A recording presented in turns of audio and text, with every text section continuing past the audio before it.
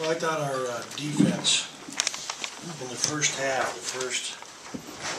I don't know how much time is left when we were up 24-6. How much time was left? About 7.5 minutes. It was just outstanding defense. And then we started turning the ball over against their presses, and really hurt us to not have a day of preparation for this team. And that's the one thing that I really have a hard time with. You know, in every other league in the country that's a BCS league, we're the only league that has a constant Thursday night, Saturday afternoon. It makes it much more difficult. And you could see, even though we talked about attacking the 1-3-1, and you could see early we were jumping in the air to try to throw over a guy instead of staying on the ground. One of my beliefs fundamentally is you don't jump in the air to pass. And that's just basic fundamentals, and that really hurt us a number of times today. I mean, they took 30 more shots than we did, 31. We took 20 more free throws, but obviously our turnovers were just, you know, and even late in the game, you know, we had some unforced where we're up 10 or 12, and we're not knowing what we're going to do, and it's an unforced error by the opponent that we're making. I thought Josh had a very good game. He was a real force for us inside. There was one sequence, probably about 6-7 minutes to go in the game, where everybody touched the ball against their zone, and it got inside to Josh, and it was an and-one play. It was just a beautiful basketball play. Just I was so excited. I was so happy. You know, I thought that Malcolm had another outstanding game offensively. Really attacked the basket well. He had that really nice drive on the baseline in the second half, and I thought we were going to go away pretty easily, up 20 with 6 to go. But you know, the turnovers cost us again. You know, one time they're coming from behind, and you got to give them credit. Oregon State down 24-6, down 20 with 6 minutes to go. Never quit, never gave up, kept fighting to get back. Even when, you know, we had our walk-ons, they were pressing, and so that's why I had to switch them back out, because we turned it over twice immediately. And you know, I didn't want to have to take them out, but I obviously don't want to lose the game. Those kids come every day and give us a good effort and try to get them some minutes. I thought Honeycutt's block shots tonight were just fantastic. I mean, it was unbelievable. He had 8, and we had 16 as a team. That's a lot of blocks. He was really, really good coming from the weak side. Questions? Ben, are those negated by 7 turnovers? No, obviously we don't like him getting 7 turnovers, and he had 5 in the first half. He did much better in the second half. But see, I'm sorry, I'm rosy. I'm trying to look at the bright side. The main thing is we won the game. There were periods of time and that we played really good. I mean, the first half, those first 10 minutes defensively, they had 6 points with 7 minutes to go in the first half. I mean, it was just exciting. You know, it's a long year, so I mean, it's something these guys do need rest. We're going to, because we have the long week next week and the quick turnaround the following week, because we're playing on Sunday night at 7 o'clock, we're going to be on the road for 5 nights. We cannot get back here until Monday, which is, you know, too bad. But bottom line is I'm going to give them off tomorrow and Monday, so that we'll practice Tuesday, Wednesday. We leave Wednesday night, play Stanford Thursday. We'll be up there Friday and Saturday, getting ready to play on Sunday.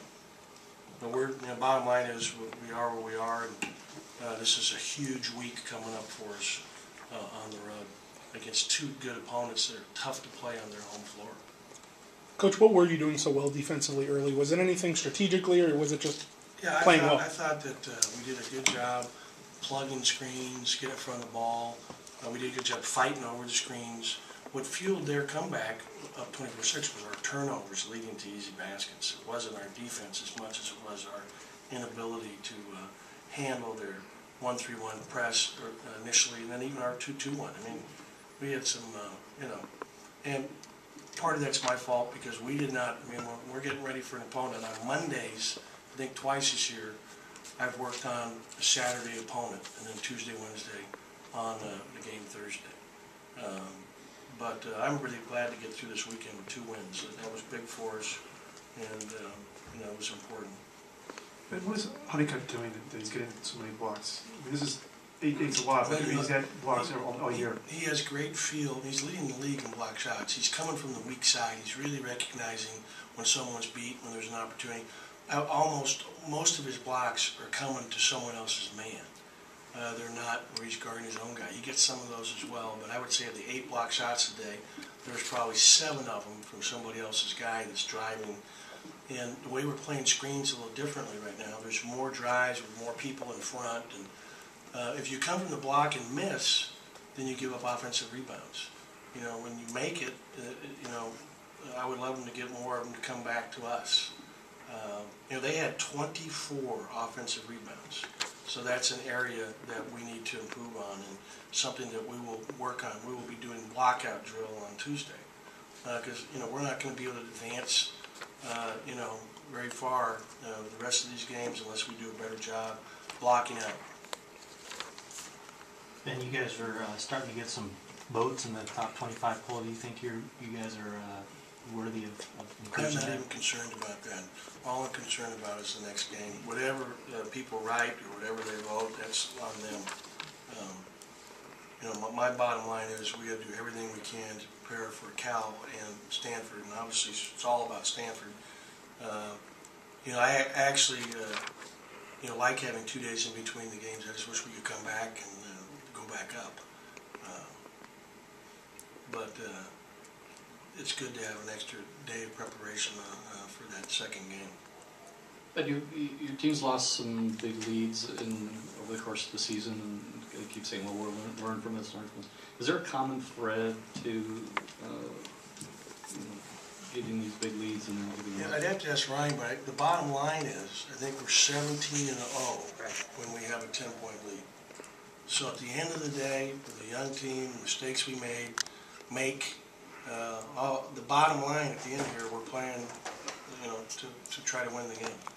And thus far, and I'd like to keep that streak going, we're 17-0 when we get a 10-point lead at some point during the game. Coach, they had 31 more shot attempts than you. I didn't know that till last week. It was a nice note from Ryan Finney doing a little research. We got to do a better job taking charges. Ryan also called me last night, late at night. Ryan Finney called me last night and says, Coach, we've only drawn 1 charge in the last 7 games. Okay. I mentioned that to the team today at halftime. You think I got Josh to take that charge? Josh is looking to take charges. I mean, there's been some opportunities where Josh took a charge and it wasn't called in some of those games. He's our best guy taking the charge. But my point was Ryan Finney's on his job. Thank you. You're welcome. That's a nice spin move you had there for the ref. That was a nice spin move you had there for the ref. I don't remember what I did. Pirouetted all the way around. Pirouetted, yeah. My sister was a ballerina. But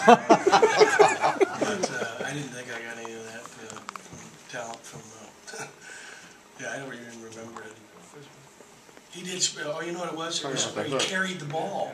Number 3's carrying the ball, and what happens is the little guys get away with murder, and the big guys get picked on. And you see it everywhere. I mean, it's just the way it is. I mean, that guy's so low to the ground. I mean, it's amazing how many times the littler guys in this league are getting away with carrying the ball, and it's not as visible because they're so low to the ground. Any other questions? I'll just one last comment. It's great to be living here in Southern California. It's February 12th. We're coming off 9 out of the last 10, which is awesome, and it's 80 degrees outside. What more could you ask for?